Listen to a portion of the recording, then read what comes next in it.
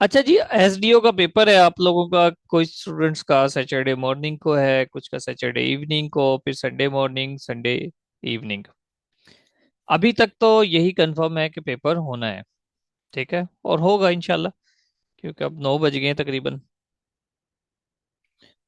तो दो राय नहीं रही कि पेपर होगा नहीं होगा। वैसे इसने काफी वक्त जाया किया, स्पेशली लॉयर्स का, जो कि यकीन किए बैठे थे कि पेपर नहीं होगा। ठीक है, लेकिन बहुत सारे लोग कहते हैं 100% पेपर नहीं होगा। बट मैंने उसको 10% की गुंजाइश रखी हुई थी अपने स्टूडेंट्स को, जिनसे जिन्होंने भी मुझसे पूछा। तो मैंने कहा कि 10% पॉसिबिलिटी है, अगरचे लॉयर कम्युनिटी बहुत स्ट्रांग है, लेकिन फिर भी 10% चांसेस हैं कि पेपर ना हो। बहरहाल, तो वही हुआ कि पेपर पोस्टपोन नहीं हो रहा। खैर, विदाउट वेस्टिंग टाइम हम अपने मेन मेन पॉइंट्स की तरफ आते हैं जी। ये आपका सिलेबस है, जनरल लीगल अंडरस्टैंडिंग नंबर 1। ठीक है, ये 3 ग्रुप्स बन गए हैं। जनरल लीगल अंडरस्टैंडिंग है, क्रिमिनल एंड प्रोसीजरल लॉज हैं, लॉज रेलेवेंट टू पैरा है। अब ये जो लॉज रेलेवेंट टू पैरा, इसका सिलेबस निस्बतन ज्यादा है। ठीक है, अब ध्यान से समझना, आपके जो पेपर है उसके दो तरह के पैटर्न बन सकते हैं जी। पॉसिबल पैटर्न दो होंगे। एक तो पैटर्न ये होगा कि वो इन दो को मिला दे और 50% यहां से दे दे। 50% वो आपके लॉज रेलेवेंट टू पैरा यहां से बना दे, 50-50 कर दे। एक तो पॉसिबिलिटी ये है। दूसरी पॉसिबिलिटी क्या है, ठीक है, ताकि जब आपके सामने पेपर आए तो वो अननोन ना हो आपके लिए, आप कंफ्यूज ना हो। दूसरी पॉसिबिलिटी ये है कि वो तीनों ग्रुप से, ठीक है, 33% each paper they they. May be 33%, तमाम ग्रुप से 33% भी दे दे सकता है। ये भी एक है। ठीक है, आप में से कुछ स्टूडेंट सोच रहे होंगे सर ये कॉन्स्टिट्यूशन वाला तो कुछ ज्यादा है, बाकी legal maxims, right, fairness and rights, ये तो एक अननोन अनलिमिटेड से सिलेबस है और है शॉर्ट। तो इसकी एग्जाम्पल मैं आपको देता हूँ तहसीलदार के पेपर में। तहसीलदार के देखे 3 पेपर, 3 सब्जेक्ट थे, एक तरह से 3 एक्ट्स तैयार करने थे तहसीलदार के लॉ का पेपर में। एक लैंड एक्विजिशन एक्ट था, एक टिनेंसी एक्ट था जो कि यहाँ पर है, ठीक है, और एक लैंड रेवेन्यू एक्ट था। ये 5 और 6 पॉइंट पे जो है। अब लैंड रेवेन्यू एक्ट आपने देखा है कितना ज्यादा, काफी ज्यादा है। और जो एक्विजिशन है वो इसके उशरे अशीर भी नहीं है, यानी कि इसका 10%, 10वां हिस्सा होगा मे बी। लेकिन उसने एक्विजिशन से भी 33 क्वेश्चंस उठाए, लैंड रेवेन्यू एक्ट से भी 33 या 34 उठाए। ठीक है, बैलेंस कर दिया फिर इस तरह से, यानी कि एक्विजिशन में से पेपर बन ही नहीं रहा था, उसने पता नहीं बड़ी मुश्किल से क्वेश्चन उठा उठा के 33% एक्विजिशन से कर दिए। तो ये दोनों पैटर्न हो सकते हैं जी। क्लियर हो गई बात? बाकी जो भी वो पैटर्न फॉलो करेगा चारों पेपर में सेम ही होगा। ये थे आपके दो different types of pattern paper के मॉडल्स कि किस शेप का पेपर होगा। अच्छा जी, अब हम आते हैं कि आपके जो क्वेश्चंस हैं वो भी दो तरह के होंगे। ध्यान से समझना जी बात को। दो तरह के क्वेश्चंस पूछेगा वो। एक तो वो पूछ लेगा which of the following section deal with dash dash, कि ये जो सेक्शन है टेनेंसी एक्ट का सेक्शन 22 से किस चीज से डील करता है। ठीक है, कॉन्स्टिट्यूशन का फला आर्टिकल क्या है। ठीक है, राइट टू फेयर ट्रायल कौन सा आर्टिकल है कॉन्स्टिट्यूशन ऑफ पाकिस्तान का। एक तो वो इस तरह से क्वेश्चन पूछेगा। दूसरा, दूसरे वो सिंपल है, वो कॉन्सेप्चुअल पूछ लेगा, थीम पूछ लेगा, कोई फैक्ट एंड फिगर कोई दी हुई है जी, कितनी पनिशमेंट है, कितना, कितने दिनों पहले, जिस तरह से बोर्ड की मीटिंग कितने दिनों में एक मरतबा होनी चाहिए, 3 महीनों में एक मरतबा होनी चाहिए। तो ये भी, ये दोनों तरह के क्वेश्चन है। अब वो किस रेशियो से देगा, ये चारों जो बैचेस हैं उसमें डिफरेंट रेशियोज होंगे यकीनन। किसी में सेक्शन ज्यादा होंगे, बाजू का तो हो सकता है वो सेक्शंस कम पूछ ले।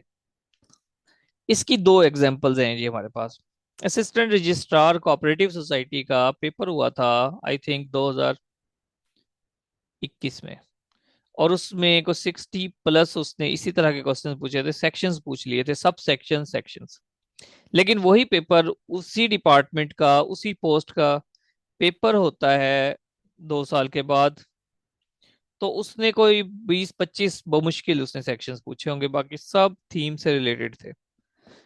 ठीक है, फैक्ट्स एंड फिगर से रिलेटेड थे, कॉन्सेप्चुअल थे। तो दोनों पॉसिबिलिटीज हो सकती हैं। क्लियर होगी जी ये बात यहां तक? अच्छा, अब हम आते हैं कि हमने इसको टैकल किस तरह से करना है। अब जिन स्टूडेंट्स ने तो मेरी टेक्निक्स को फॉलो किया है, ध्यान से समझना। ठीक है, बल्कि उससे पहले आप ये समझिए जी, पेपर आपके पास आ गया है। पेपर में 100 क्वेश्चंस हैं। कुछ स्टूडेंट्स ऐसे भी हैं आप में से जो फर्स्ट टाइम पीपीएससी का पेपर दे रहे हैं, तो ध्यान से समझना।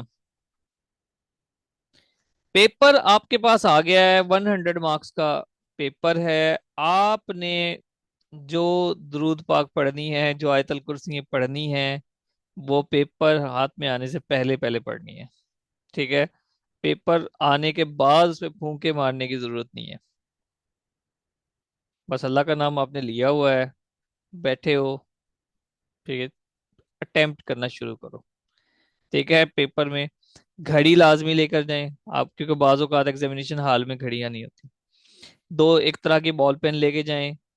उसमें भी देखो पीपीएससी के इंस्ट्रक्शन में लिखा हुआ है प्रेफरेबल ब्लैक। खैर ब्लू भी लेके जाएं। अच्छा, उसमें ना आप थोड़ी हार्ड बॉल पेन जो होती है ना, जो थोड़ा दबा के लिखें सर्कल फिल करने के लिए, वो लेके जाएंगे तो की जरा वाजे हो जाएगी। इस चीज का भी ध्यान रखना। ठीक है, की जरा वाजे हो जाती है मार्कर से, या वो जो दूसरी होती हैं, क्या कहते हैं उनको, मतलब मार्कर टाइप, या बिल्कुल सॉफ्ट पेन इस्तेमाल नहीं करना आपने। तो जेल वाली जो बॉल पेन्स होती हैं, तो वो ना लेके जाएं। थोड़ी जो बॉल पेन दबा के लिखती है, लेकिन ज्यादा टाइम भी ना आपका जाया करे, ऐसा भी नहीं होने करना आपने। तो प्रेफरेबल ब्लैक है। बहरहाल, आपके हाथ में पेपर आ गया, आपने पेपर अटेम्प्ट करना शुरू किया। आप विदाउट वेस्टिंग टाइम, आपने रुकना नहीं है, स्टॉप नहीं करना। पेपर आसान लगे, ध्यान से मेरी बात समझना, पेपर आसान लगे तो बहुत ज्यादा एक्साइटेड नहीं होना कि ये पेपर, ये तो वही है, सारे सवाल जो हमने पढ़े हुए थे ये तो मुझे आते हैं। क्योंकि आपकी तैयारी अच्छी है तो एक्साइटेड हो जाओगे। एक्साइटेड होते ही गलत लगाओगे। एक्साइटेड होगे, गलत। ठीक है, गलत क्वेश्चन मार्क कराओगे, आंसर मार्क गलत कराओगे। एक्साइटेड नहीं होना। अगर आप पेपर पढ़ना शुरू करते हो और आपको पहला क्वेश्चन नहीं आता, दूसरा नहीं आता, सातवां नहीं आता, आठवां नहीं आता, 10वां भी नहीं आता, रोना शुरू नहीं कर देना, वहां बेहोश नहीं हो जाना। अगर आपकी तैयारी अच्छी है, वो 10 क्वेश्चन अगर आपको नहीं आते तो इसका मतलब बाकियों को भी नहीं आते होंगे। और एन मुमकिन है कि वो 10 क्वेश्चन, हो सकता है वो 10 क्वेश्चन ना आते हो, आगे आने वाले जो 90 क्वेश्चन हैं, उन 90 क्वेश्चन में से 70 आपको आते होंगे। देखें, ये जो एग्जामिनेशन कॉम्पिटिटिव एग्जाम्स का जो पेपर होता है, ये आपके टेम्परामेंट का टेस्ट भी होता है। सिर्फ आपका जनरल नॉलेज ही चेक कर रहे होते हैं, आपकी एसाब कितने मजबूत हैं उसका भी टेस्ट हो रहा होता है। तो ना तो आपने एक्साइटेड होकर गलत लगाना है, और ना ही घबरा जाना है। वंस अगेन मैं एक बात करता हूं, आपके हाथ में पेपर आ गया है, आपने पढ़ना शुरू किया, 40 क्वेश्चंस तक आपको एक भी नहीं आता, होगा नहीं ऐसा, तब भी आपने अपना हार्ट लूज नहीं करना। मे बी नेक्स्ट आने वाले 60-100% आपको आते हैं और 60 लगा के आओगे। बाजुकात ऐसा होता है पेपर इंतहाई टफ होगा, हो सकता है आपका सिर्फ 40 मार्क्स लेने पर भी आपको मेरिट बन जाए। ऐसा भी हुआ है। ठीक है, तो अगर कम्पिटिटिव एग्जाम, अगर पेपर आसान है तो सबके लिए आसान है, पेपर मुश्किल है तो सबके लिए मुश्किल है। तो आपने बिल्कुल भी उसको कंसिडर नहीं करना। कुछ स्टूडेंट्स ऐसे हैं जो कहते हैं कि हमारी तो तैयारी बहुत अच्छी है, हम तो 100 मार्क्स लेंगे, या जिस तरह से मैंने आपको कहा हुआ है कि भाई 100/100 लेना है या 90+ स्कोर करना है, और आप में से करेंगे, बहुत सारे स्टूडेंट्स करेंगे इंशाल्लाह। अब ये तो बात होगी एहतियात की। ठीक है, जब आपने पेपर जैसे ही हाथ में आया, आपने 100% जो आपको आते हैं तसल्ली से उनको लगाते चले जाएं। तसल्ली के बिल्कुल स्लो भी नहीं हो, लेकिन आप लगा लें। ठीक है, उनको काउंट करें, 1 मिनट लगाएं, अपनी गर्दन सीधी करें। ठीक है, और डीप ब्रीथ लें। शुक्राने की कि चलो जितने भी हो गए, एक डीप ब्रीथ ली कि हाँ भाई इतने मैंने कर लिए हैं। 1 मिनट का या आधा मिनट का पॉज लें, गहरी सांस लें, पानी की घूंट पिएं। ठीक है, बोतल आपने जो रखी होगी अपने पास, उसके बाद दोबारा से आए। अब वो क्वेश्चंस आपने उठाने हैं जो आपको 50-50% आते हो, यानी कि जिनके दो ऑप्शंस में आपको डाउट होगा, अदरवाइज वहां पर। अब ये दो ऑप्शंस का भी ध्यान से समझें, इस पे भी मैं आपको क्लियर करता हूँ, जरा ध्यान से समझना। मैं आपको एक छोटी सी मिसाल देता हूँ जी, पैरा एक्ट या, ठीक है, जो पैरा रूल्स हैं 2024, अब उसमें जगह जगह एक ही बात लिखी हुई है जी। मिसाल के तौर पे 2025 वाला रूल है कि एक्ट है, 25 वाला रूल है ना। अब उसमें वो क्या जी कहता है सर। जी, वो कहता है कि 1 मंथ पहले, ठीक है, 1 मंथ के नोटिस दें, 3 दिन पहले मीटिंग अरेंज करें, 3 दिन पहले 3 दिन का नोटिफिकेशन दे दें, ठीक है, या कहीं पर आया हुआ 7 दिन का, कहीं पर आया हुआ 15 दिन का। इसके अलावा फिगर कोई नहीं, मेरा ख्याल है तो होगी भी थोड़ी बहुत डिफरेंट। अब आपके ऑप्शन में ज्यादा से ज्यादा वो क्या दे देगा, 3-5, ठीक है। अब 7 तो एक अलग चीज है, वो एक बड़ा नोटिफिकेशन है जब हियरिंग ऑफिसर देगा। ठीक है, हियरिंग ऑफिसर जब दे रहा है तो 15 दिन का दे रहा है, जब इन्फोर्समेंट ऑफिसर दे रहा है तो 7 दिन का नोटिफिकेशन दे रहा है। जब वो नोटिस भिजवा रहे हैं मीटिंग का, ध्यान से समझे, मीटिंग का नोटिस भिजवा रहे हैं, वो कहता है कि जो सेक्रेटरी है वो 3 दिन पहले मीटिंग का नोटिस भिजवाएगा। अब आपके ऑप्शंस क्या होंगे जी, 1, 3, 5, 7, 1, 3, 5, 7, या नन ऑफ दीज आखिर में आ जाएगा। तो आपने गौर ये करना है यार, 5 वाला तो ऑप्शन ही नहीं है, एक वाला भी ऑप्शन नहीं है ज्यादातर, तो मोस्टली वहां पर क्या आ रहा था, 3। तो अब आपके पास रह ही जाता है, ऑप्शंस ही कितने रह गए, यहाँ पे उठाया आप एक ही उठा लो, बस ऑप्शन ये के रह गया कि ये यही तो है वो। याद रखें, अगर आप अपना दिमाग इस्तेमाल करोगे, आपका ऑप्शन खुद बताएगा कि मैं आंसर हूं, आपका ऑप्शन आपको बताएगा आंसर, मैं आंसर हूं, अगर आप अपना दिमाग यूज करोगे। अब एक और मिसाल देता हूं, पीपीसी की बात कर लें, पाकिस्तान पीनल कोड, किस तरह की पनिशमेंट है, ध्यान से समझना।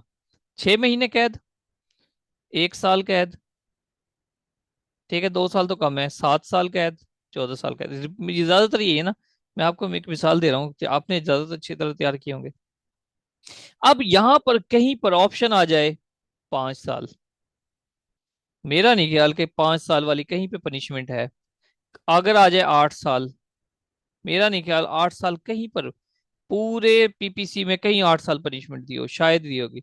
एक जगह 10 साल वाली दी हुई है, एक जगह दी हुई है जस्ट, पूरे पीपीसी में सिर्फ एक जगह है जहां वो पब्लिक सर्वेंट को 10 साल की सजा दे देगा। तो आपका ऑप्शन खुद बताता है, तो यहां से आपने दो, एटलीस्ट 2-3 ऑप्शन को क्रॉस करके उस वन पे पहुंच जाना। हाँ भाई, समझ आइए यहां तक बात। जी सर। इसी तरह पेनल्टी, फाइन, फाइन को देखो किस तरह, कितने फाइन है, ज्यादा से ज्यादा 2-3 तरह के फाइन है, 10। फिर वो जो मेरे ख्याल से रूल में ही है ना, स्केड्यूल 1, इन्फोर्समेंट ऑफिसर कितना फाइन कर सकता है, एसडीओ कितना कर सकता है, हियरिंग ऑफिसर कितना फाइन कर सकता है, और बोर्ड कितना कर सकता है। वहां से 50,000, 75,000, 1 लाख, 2 लाख, ठीक है, इस तरह से फिगर्स हैं। जहां पर वो कहे 1.5 लाख, 1.5 लाख तो कोई है ही नहीं, बंदा ही नहीं है कोई ऐसा बंदा जो 1.5 लाख करे, तो इसको क्रॉस कर दो ऑप्शन को और आगे चलो। अब ये तो बात थी कि किस तरह से आपने आइडेंटिफाई करना है एक नॉर्मल क्वेश्चन को। जब बात आएगी सेक्शन की, टेनेंसी एक्ट का, आप में से कोई स्टूडेंट ऐसा हो जो मुझे बताएगा चलो सेक्शन नहीं पूछता, मैं स्टेटमेंट बताता हूँ। टेनेंसी एक्ट की स्टेटमेंट है, relief against for feature. Relief against for feature, मुझे कोई बताए कि ये सेक्शन कौन सा है टेनेंसी एक्ट का। चलो शाबाश, जो आप में से हैं जिन्होंने टेक्निक्स के जरिए तैयार किए हैं सेक्शंस, शाबाश बताएं, लगाएं अंदाजा, रजिस्टर पर लिखकर अंदाजा लगाएं कि कौन सा सेक्शन है। मैं देखना चाह रहा हूँ क्या कोई इतना काबिल स्टूडेंट है यहाँ पर।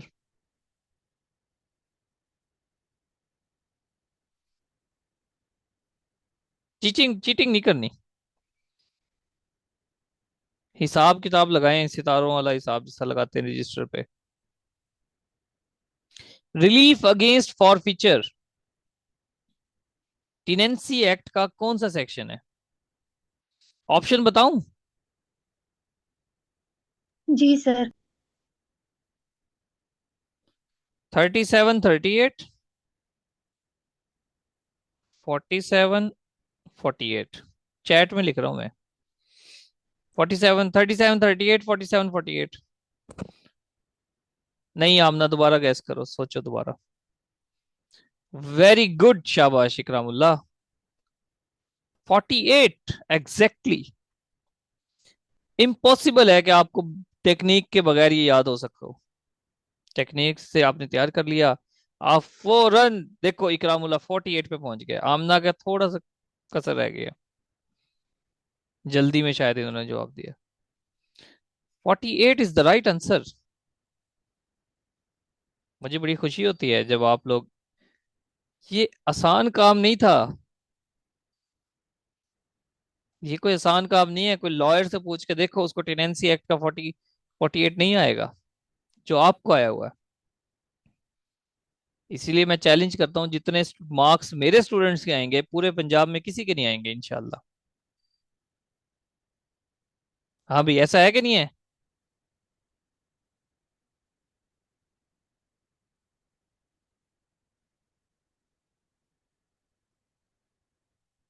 अब ठीक है, अब बात यह है, इंशाल्लाह जी, बात यह है कि जिन स्टूडेंट्स को तो वो टेक्निक्स के जरिए सेक्शन वगैरह तैयार किए हुए हैं उन्होंने, वो तो अपना अपनी कैलकुलेशन करेंगे, हिसाब किताब लगाएंगे, ठीक है। और जिन स्टूडेंट्स का, जिन्होंने सेक्शंस तैयार नहीं किए, उन्होंने सेक्शन से रिलेटेड क्वेश्चन आ गया उनके, उन्होंने कुछ जहन में भी नहीं है, हरगिज अटेम्प्ट नहीं करना। हरगिज अटेम्प्ट नहीं करना आपने। जब आपने तैयार ही नहीं किए, सेक्शन से रिलेटेड क्वेश्चन आ गया, तो आपने क्यों अटेम्प्ट करना है?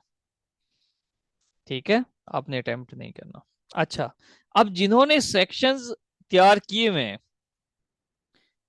क्या आपको विदाउट ऑप्शन भी गैस कर सकते थे? चलो मिसाल के तौर पे ध्यान से एक चीज समझना, आपको भी एक हिंट दे रहा हूँ, पॉइंट दे रहा हूँ। अगर आप लोग जिन्होंने सेक्शंस तैयार किए हुए हैं, आपको नहीं याद आ रहा कि टेनेंसी एक्ट का सेक्शन 48 क्या था, नहीं याद आ रहा,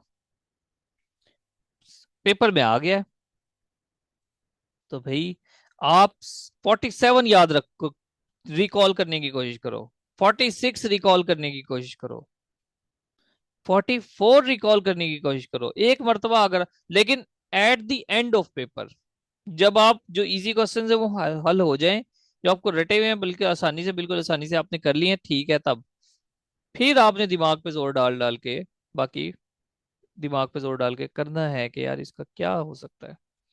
बीच रिवर्स चले जाएं, आगे चले जाएं, 47 नहीं आ रहा, 48 याद करने की कोशिश करें, 50 याद करने की कोशिश करें, एट द एंड। अच्छा, फिर भी नहीं समझ आ रहा, थोड़ा सा रुक जाएं, डीप ब्रीथ लें। ठीक है, कुछ लोग कहते हैं चॉकलेट वगैरह लो एटसेट्रा, ये मैंने तो आज तक नहीं कभी एग्जामिनेशन हॉल में चॉकलेट खाई, लेकिन चले अच्छी बात है। हाँ, ये है कि मैं खजूर वगैरह खाता हूँ, मतलब एग्जामिनेशन हॉल या पेपर जाने से पहले, उसके क्या होता है, वो एक ऐसी एनर्जी है जो आपको थोड़ी थोड़ी मिलती रहती है। ऐसे तो नहीं वो मुसलमान सारा सारा दिन दो चार खजूरों पे गुजार देते थे, ठीक है वो ईमान की ताकत थी, लेकिन उसमें एक बायोलॉजिकल फैक्टर भी है कि वो एक ऐसी शुगर है जो आपको थोड़ी थोड़ी सी मिलती रहती है। खैर, मेरी बात समझ आई है जिन्होंने सेक्शंस तैयार किए हुए हैं, कि अगर आपको सेक्शन 48 याद नहीं आ रहा तो 47 याद करने की कोशिश करो, 44 याद करने की, बाकी तो ऑप्शन होंगे आपके पास, ऑप्शन से कनेक्ट करने की कोशिश करो, आपके ऑप्शन सामने आते ही आपको अंदाजा होगा।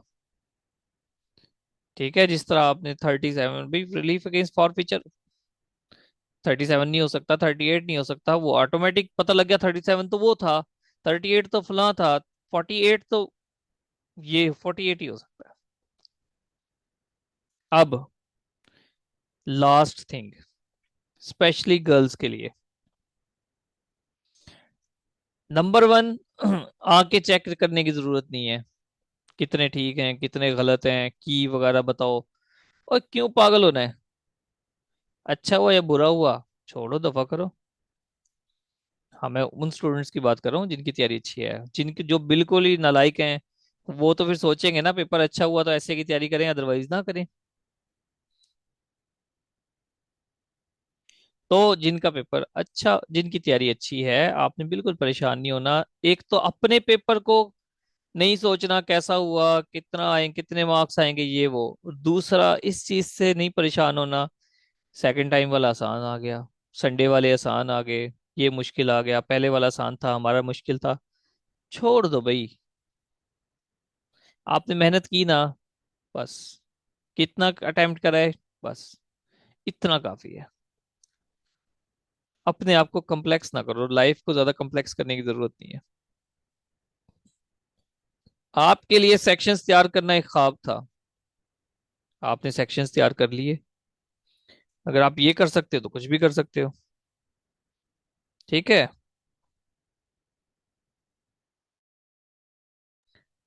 चलें जी, किसी का कोई क्वेश्चन है?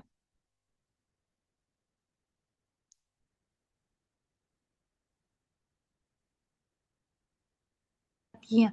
अब देखिए हर चीज़ के सेक्शन याद करना तो पॉसिबल नहीं है।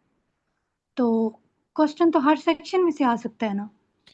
देखें, इतना वो जालिम नहीं है, आपने जितने ज्यादा सेक्शंस याद किए हैं वो आपको एज मिलेगा, बस बात खत्म। आपने 3 आर्टिकल 3 एक्ट्स के तैयार कर लिए हैं, 4 के कर लिए हैं, पैरा एक्ट पैरा रूल्स के किए हैं। सर पैरा एक्ट के किए हैं, पैरा रूल्स के तो नहीं किए।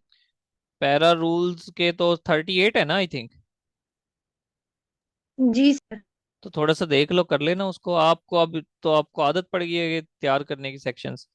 आप आधा घंटा लगा लिया तो सारे तैयार हो जाने, वो भी कर लो। ओ ठीक है, वो भी कर लें। ओके। अच्छा, और बस यही है, टेनेंसी के लैंड रेवेन्यू के मैंने खुद करवाए थे, पैरा वाले आपने कर लिए, कुछ कॉन्स्टिट्यूशन के भी कर लें, 40 तक जितने हो सकते हैं, जिनका संडे को पेपर है। अदरवाइज रहने दें, जितना कर लिया एनफ है। ठीक है।